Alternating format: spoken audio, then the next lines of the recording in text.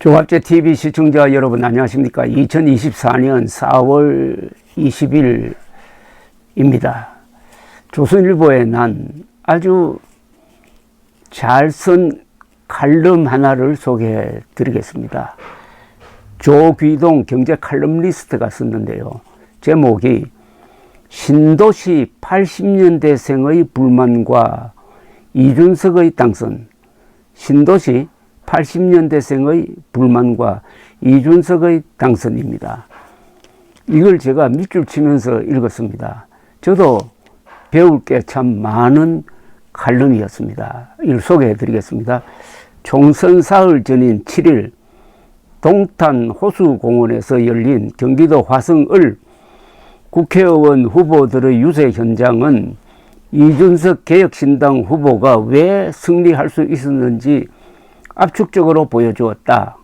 공영훈 더불어민주당 후보의 유세를 보는 사람들은 대개 중장년층이었다. 정세균 전 총리는 공 후보가 능력 있는 사람이라며 그가 몸담았던 현대차가 얼마나 빠르게 성장했는지 강조했다. 같은 장소에서 1시간 뒤 열린 이 후보 유세에는 공원과 인근 상업시설로 나들이를 나왔던 젊은 가족 수백 명이 모여들었다. 이준석 후보는 지금 나와 있는 후보 중에서 아이들 교육에 가장 관심을 가지고 아이들의 미래를 이야기하고 아이들의 롤 모델이 될 수 있는 정치인이 누굽니까? 라고 외쳤다. 선거운동 기간 그는 수십 년 전 지하철 종점에 신도시로 건설된 상계동 출신임을 강조했다. 젊은 세대 여러분이 자녀에게 똑같은 꿈을 심어줄 수 있는 세상, 그것을 유지하는 것이 정치인 이준석의 목표라고도 절개 말했다. 화성시 을 선거는 고도성장 수혜를 그대로 입은 60년대생과 과거의 중산층 성공 방식을 따라갈 수 없는 80년대생의 이해관계가 엇갈리기 시작했음을 보여준다고 생각한다. 이준석 후보 역전극은 서울 강남 3구나 마포 용산 성동의 기득권의 불만을 가지고 있는 경기도 신도시 80년대생의 표심이 몰린 결과였다. 지난 2, 3일 실시되어 마지막으로 공표된 여론조사에서 이준석 후보의 지지율은 30대에서 46%, 40대에서 29%, 50대에서 25%였다. 반면 공영훈 후보는 30대에서 27%, 40대에서 54%, 50대에서 53%로 정반대였다. 이후 40대까지 이준석 지지로 돌아서게 되었다. 공영훈 후보는 고도성장 속에서 60년대생 상위 중산층이 어떻게 승리의 역사를 썼는지 보여주는 인물이었다. 졸업 정원제로 대학생 수가 대폭 늘어난 다음 해 1983년에 입학하여 중산층 경제력 증가의 호황을 맞이한 신문사에 91년 입사했다. 거침없는 해외 시장 개척과 고급화 전략을 추진한 현대차로 2005년 이직했다. 선거 과정에서 논란이 된 성수동 다가구 주택 정여와 관련 등기부 등본의 주소지가 서울 대치동과 경기도 과천의 대표 재건축 아파트인 건 이 세대의 자산 정식이 어떻게 이루어졌냐를 드러낸다. 번듯한 중산층이 되는 전통적인 경로가 좁아지기 시작한 것은 1980년대생부터다. 김상일 서울연구원 선임연구위원 등은 지난해 발표한 논문에서 세대별 자산 축적 추이를 분석을 했다. 같은 나이일 때 같은 나이일 때의 자산을 비교하니 1985년에서 1996년생 이른바 Y세대는 직전 세대보다 그 규모가 작은 첫 세대로 나타났다. 글로벌 금융위기 이후 노동시장이 바뀌면서 대기업 취업 기회가 급감했을 뿐만 아니라 내 집 마련을 위해 돈을 모으기 전 주택가격이 폭등했기 때문이다. 경기도 신도시에 집을 샀더라도 교육, 교통, 문화 등에서 격차를 벌려가는 서울 진입은 엄두도 못 내는 상황이다. 영끌 갭 투자는 젊은이들이 많이 한다는 공영운 후보의 발언에 분노하는 건 당연했다. 이준석 후보의 메시지에서 핵심은 동탄을 경기도 분당 같은 곳으로 바꾸겠다는 게 아니라 누구나 노력하면 좀 더 나은 삶을 살 수 있게 하겠다는 전통적 사회 계약의 복원이었다.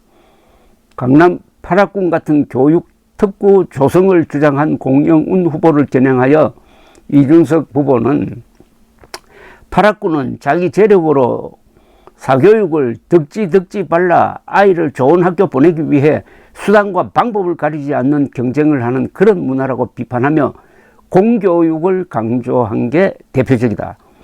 이준석 대표 유세마다 이례적으로 많은 사람들이 모였던 것은 사회계약이 무너진 상황을 외면하고 현상 유지적 세력이 된 양대 정당에 대한 불만이 얼마나 깊은지 보여준다.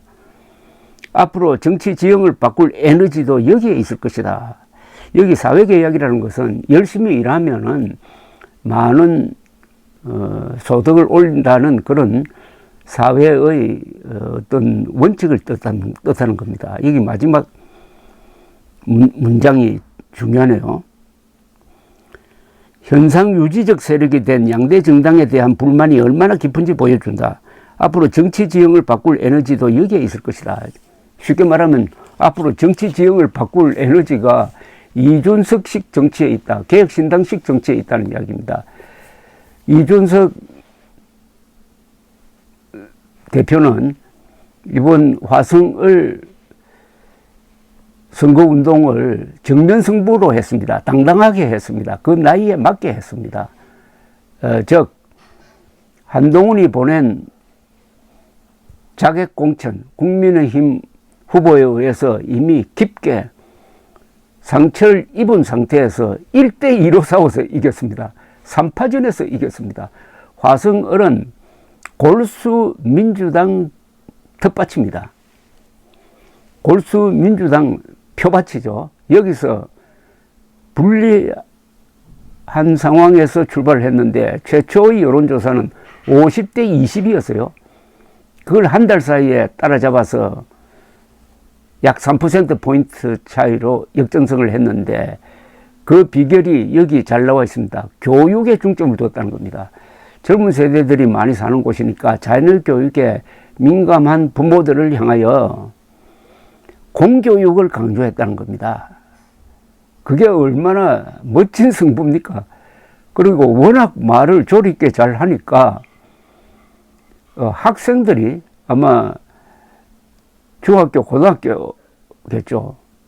가끔 초등학교도 보이더라고요. 초중 고등학교 학생들이 논술 공부하는데 도움이 된다면서 부모를 끌고 나왔다는 겁니다. 그래서 이준석 후보 연설장은 축제 분위기였다. 아이들이 이준석을 연호하고 박수치고 하는 일은 아마 우리나라 선거 역사상 일찍이 볼 수 없었던 일이 벌어졌는데 이게 바로 1980년대생, 지금 나이로 하면은 30대 넓히면은 20대, 30대, 40대가 가지고 있는 불만,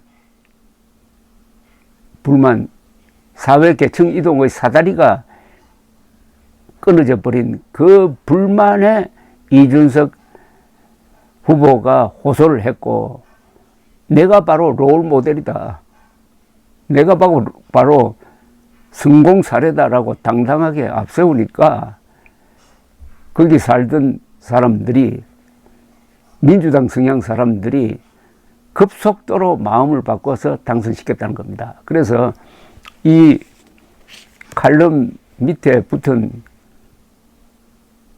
댓글 하나를 제가 소개를 해드리겠습니다. 드로박이라는 사람이 쓴 댓글입니다. 현실적으로 생각해보자. 이재명은 정권 심판 프레임을 가지고 2027년 대선에 나올 것이다. 과연 국힘은 무엇으로 싸울 것인가? 국힘 이름 달고 나와도 이 프레임에서 자유롭지 못할 것이다.